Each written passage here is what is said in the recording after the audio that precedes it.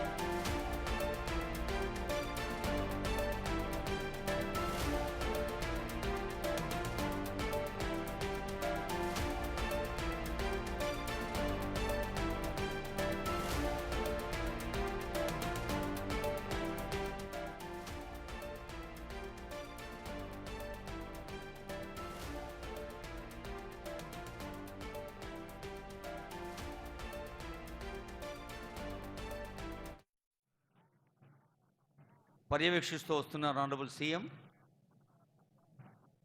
గౌరవనీయులైన ముఖ్యమంత్రి గారు, మరి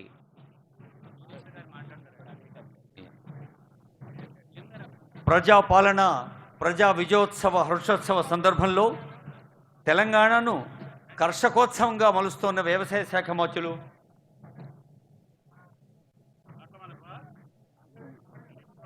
పెద్దలు తుమ్మల నాగేశ్వరరావు గారి శుభాకాంక్ష సందేశం.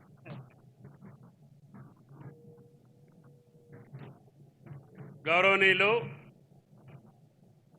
ఈనాటి ఈ పవిత్ర కార్యక్రమానికి విచ్చేస్తున్నటువంటి రాష్ట్ర ముఖ్యమంత్రి గౌరవనీయులు రేవంత్ రెడ్డి గారు, మంత్రివర్గ సహచరులు, గౌరవ శాసనసభ్యులు, గౌరవ పార్లమెంటు సభ్యులు, గౌరవ శాసన మండలి సభ్యులు, ప్రజాప్రతినిధులు, ఈ సభకి విచ్చేసినటువంటి వేలాది మంది పెద్దపల్లి జిల్లా ప్రజానీకానికి, రైతాంగ సోదరీమణులందరికీ నా హృదయపూర్వక నమస్కారం. సంతోషం.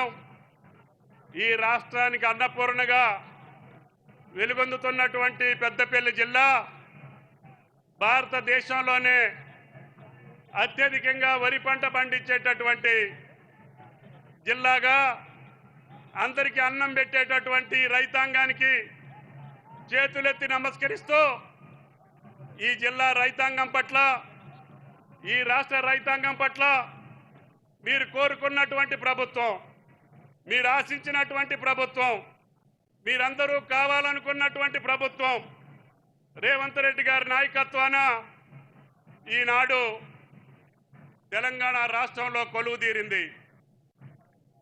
ఈ రాష్ట్రానికి అనేక రకమైనటువంటి ఆర్థిక సమస్యలున్నా, గత ప్రభుత్వంలో అనేక వ్యవస్థలు చిన్నాభిన్నమైన ఆర్థిక వ్యవస్థను విధ్వంసం చేసిన, కూడగట్టుకొని మీకు ఇచ్చినటువంటి మాట ప్రకారం, ఆనాడు పూజ్యులు రాహుల్ గాంధీ గారు ఇచ్చినటువంటి మాట ప్రకారం తప్పకుండా ప్రజల యొక్క ఆకాంక్షలు నెరవేర్చాలని, తెలంగాణ రైతాంగాన్ని అండగా నిలబడాలని ముఖ్యమంత్రి గారు, కేబినెట్ సహచరులు, అదేవిధంగా శాసనసభ్యులు, శాసన మండలి సభ్యులు, పార్లమెంటు సభ్యులు అందరూ కలిసి, అయ్యా మీరు ఇచ్చినటువంటి 2 లక్షల రుణమాఫీని జరగాలి, అదేవిధంగా సన్నవ ధాన్యానికి బోనస్ ఇస్తానన్నారు, అది కూడా అమలు చేయండి. అంతేకాకుండా గతంలో ఉన్నటువంటి రైతు బంధుని రైతు భరోసాగా రైతాంగానికి ఇస్తామని చెప్పారు, అది కూడా పూర్తి చేయాలి అని చెప్పి కేబినెట్లో మేము కోరగానే ముఖ్యమంత్రి గారు సుమారు 55,000 కోట్ల రూపాయలు ఈ యొక్క వ్యవసాయ రంగానికి కేటాయించారు. అనేక శాఖల మీద ఆయన మీద ఒత్తిడున్నా, అనేక డిపార్ట్మెంట్ల మీద ఆయన మీద బలమైనటువంటి ఫోర్స్ ఉన్నా, కాదు నా రైతాంగాన్ని నేను ఆదుకుంటా, నేను మాట ఇచ్చిన ప్రకారంగా వీళ్ళకి ఎంత శక్తి ఉంటే అంత తెలంగాణ రైతాంగం నాకు ప్రాధాన్యం, వ్యవసాయం నాకు ప్రాధాన్యం. కాబట్టి మీరు ఎన్ని ఇబ్బందులు పెట్టినా నేను రైతాంగ సమస్యలు తీర్చిన తర్వాతనే మిగతాయని చెప్పి మాట ఇచ్చి ఈరోజు ఒకే సంవత్సరం భారతదేశంలో ఏ ప్రభుత్వం కూడా ఎప్పుడు ఎన్నడూ కని వినిగెరుగని రీతిలో మొదటి పంట కాలంలోనే 25 లక్షల కుటుంబాలకి 25,000 కుటుంబాలకి ఈ రోజున 21,000 కోట్లు మీ ఖాతాలో జమ చేశాం. అంతేకాకుండా ధాన్యం కొనుగోలులో కూడా ఏనాడు జరిగినటువంటి రీతిలో ఉత్తమ గారి ఆధ్వర్యంలో బ్రహ్మాండంగా ఈనాటికే 35 లక్షల మెట్రిక్ టన్నులు కొనుగోలు చేశాం. మీ ఖాతాల్లో 3 రోజుల్లోనే ఆ పైకాన్ని మీ జేబులో వేస్తున్నాం. అంతేకాకుండా ముఖ్యమంత్రి గారు ఇచ్చినటువంటి మాటకు అనుగుణంగా సన్నధాన్యానికి 500 రూపాయలు మీకు బోనస్ కింద జమ చేస్తున్నాం. అంతేకాకుండా ఈ రాష్ట్రంలో పండినటువంటి అన్ని పంటలను కూడా పెద్ద ఎత్తున మేము ఎంఎస్పి ధరకు కొని అవి కందులు కావచ్చు, సోయాబీన్ కావచ్చు, పెసలు కావచ్చు, మొక్కజొన్న కావచ్చు, అన్ని పంటలు ఎంఎస్పి ధర కంటే తక్కువ ఉంటే ఆ రైతును ఆదుకోవాలని చెప్పి మేము అన్ని పంటలను కూడా కొనుగోలు చేసి రైతును ఆదుకున్నటువంటి సంఘటన ఈనాడు కాంగ్రెస్ ప్రభుత్వం రేవంత్ రెడ్డి గారి నాయకత్వాన రైతులు సుభిక్షంగా ఉంటేనే ఈ రాష్ట్రం సుభిక్షంగా ఉంటుంది. కాంగ్రెస్ అంటేనే రైతులు. కాబట్టి ఆనాటి ఉచిత విద్యుత్ దగ్గర నుంచి ఈనాటి బోనస్ వరకు కూడా అన్ని పథకాలని అమలు చేసినటువంటి ఘనత, కీర్తి కాంగ్రెస్ ప్రభుత్వానికి దక్కుద్ది. అందుకని రేవంత్ రెడ్డి గారు అదే ఆలోచనతో ఎన్ని వేల కోట్లైనా సరే ఈ రైతాంగాన్ని ఆదుకుంటానని చెప్పారు. ఆ రకంగానే ఈ శాఖకి ఎక్కువ నిధులు కేటాయించారు.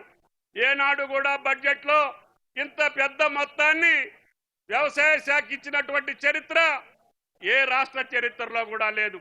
కాబట్టి రైతాంగం తరఫున, తెలంగాణ తరఫున రాష్ట్ర ముఖ్యమంత్రి గారికి, కేబినెట్ మంత్రులకి ధన్యవాదాలు తెలియజేయాలి. ఇంకా కష్టాలున్నా, ఇంకా అవసరాలున్నా ఏ విధంగానైనా సరే మిగిలిన కార్యక్రమాలు పూర్తి చేసే శక్తిని మీరందరూ రేవంత్ రెడ్డి గారికి, కాంగ్రెస్ ప్రభుత్వానికి ఇవ్వాలి. తద్వారానే భవిష్యత్తులో ఇంకా మెరుగైనటువంటి పథకాల ద్వారా ఈ రైతాంగాన్ని ఆదుకునేటటువంటి పరిస్థితికి రేవంత్ రెడ్డి గారి ప్రభుత్వం రావాలి. దానికి మీ చేదోడు ఉండాలి. ఇన్ని కార్యక్రమాలు చేస్తున్నటువంటి కాంగ్రెస్ ప్రభుత్వాన్ని, రేవంత్ రెడ్డి గారి ప్రభుత్వాన్ని ఆశీర్వదించేటటువంటి బాధ్యత తెలంగాణ రైతాంగం తీసుకోవాలి.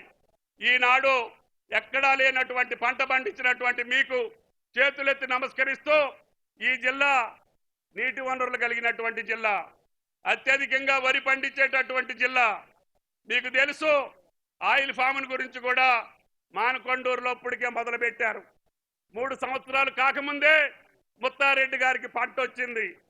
అది టన్ను 20,000 ఉంది. ఇప్పుడు 20,413 రూపాయలు. రేవంత్ రెడ్డి గారి ప్రభుత్వం రాకముందు కేవలం 13,000 ఉన్నటువంటి ఆయిల్ ఫాము ఈనాడు 20,413 రూపాయలు చేయగలిగాం. అంటే మీకు ఎకరానికి 2 లక్షల పైచిలకు ఆదాయం వచ్చేటట్టుగా మేము ఆ పంటని రూపకల్పన చేశాం. మీ జిల్లాలో కూడా అన్ని ప్రాంతాల్లో ఫ్యాక్టరీలు కట్టేదానికి ఏర్పాట్లు చేస్తున్నాం. మీరు ముందుకు రండి. అనువైనటువంటి భూములు, అదేవిధంగా ఎర్ర నేలలో, తేలిక నేలలో ఎక్కడ అవకాశం ఉంటే అక్కడ పామ్ ఆయిల్ వేయండి. ఈ పండించినటువంటి అన్ని పంటల కంటే మీకు మెరుగైనటువంటి ఆదాయం వస్తుంది. తద్వారా మీ కుటుంబాలు ఎప్పుడు ఎల్లకాలం సుఖ సంతోషాలతో ఉండాలంటే రైతు బిడ్డలు అందరూ కూడా నిద్రగా బ్రహ్మాండంగా ఆదాయం రావాలి అంటే ఆయిల్ ఫామ్లు పంట పండించండి. ఆ భరోసా నేను తీసుకుంటా. 20,000కి తగ్గకుండా ఉండటం కోసం కేంద్ర ప్రభుత్వం మీద డిమాండ్ చేస్తున్నాం.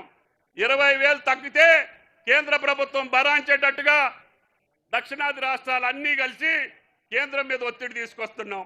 తద్వారా ఇతర దేశాల నుంచి కొనేటటువంటి ఆయిల్ ఫామ్కి 1,00,000 కోట్లు ఖర్చు పెడుతున్నటువంటి కేంద్ర ప్రభుత్వం మన రైతులకి ఇవ్వండి, మేము పంట పండిస్తాం, దేశానికి కావలసినటువంటి ఆయిల్ ఫామ్ తెలంగాణ రాష్ట్రమే ఇస్తుంది అని చెప్పి కేంద్రానికి మేము చెప్పదలుచుకున్నాం. అందుకనే ప్రధానమంత్రి కానీ వ్యవసాయ మంత్రికి ఇప్పటికీ అనేక సార్లు రిప్రజెంట్ చేశాం. భవిష్యత్తులో ఈ సంవత్సరం ఉన్నటువంటి ధర 20,413 కంటే తగ్గితే కేంద్ర ప్రభుత్వం భరాంచాలని చెప్పి మేము అడుగుతున్నాం. కాబట్టి మనందరం కూడా ఒకే మాట మీద రేవంత్ రెడ్డి గారి ప్రభుత్వాన్ని సమర్థించడమే కాకుండా భవిష్యత్తులో ఈ పంటను పండించి తెలంగాణని పచ్చగా మార్చడమే కాకుండా ఆదాయం కలిగినటువంటి పంటలు పండించేటటువంటి రైతులను తయారు చేయడం కోసం మీకు ఈ సంవత్సరం నుంచే మళ్ళీ ఫామ్ మెకనైజేషన్, వ్యవసాయ పరికరాలు యాంత్రీకరణ కూడా ముఖ్యమంత్రి గారు ఇవ్వమని చెప్పారు. తప్పకుండా రేపు రాబోయే రోజుల్లో పామ్ ఆయిల్ మొక్కలతోటి పాటు, డ్రిప్ తోటి పాటు, స్ప్రింక్లర్స్ తోటి పాటు, మందుతోటి పాటు ఎకరానికి 51,000 ప్రతి రైతుకి ఇస్తామని చెప్పాం. ఆ రకంగా ఇస్తున్నాం. భవిష్యత్తులో మీకు కావాల్సినటువంటి డ్రోన్స్ కానీ, వ్యవసాయ యాంత్రీకరణ కానీ సబ్సిడీల మీద గతం కంటే మిన్నగా ఇవ్వాలని చెప్పి ముఖ్యమంత్రి గారి యొక్క ఆలోచన. తప్పకుండా నిన్న మహబూబ్ నగర్లో జరిగినటువంటి మహాసభలో రైతు పండుగలో ముఖ్యమంత్రి గారు స్పష్టంగా ఆయన చేసింది చెప్పారు, చేయగలిగింది చెప్పారు. రైతు భరోసాను కూడా ఈరోజు ఇస్తామని చెప్పి మాటిచ్చారు. దానికి అనుగుణంగానే ఈ ప్రభుత్వం ముందుకు పోతుంది. ఈ యొక్క ప్రభుత్వాన్ని ఆశీర్వదించమని రేవంత్ రెడ్డి గారి ప్రభుత్వం ఇదే కార్యక్రమాలు సక్రమంగా జరిగేటట్టుగా మీ అండదండలు కావాలని చెప్పి మిమ్మల్ని అందరినీ ప్రార్థిస్తూ మీ దగ్గర సెలవు తీసుకుంటున్నా. Thank you. ముఖ్యమంత్రి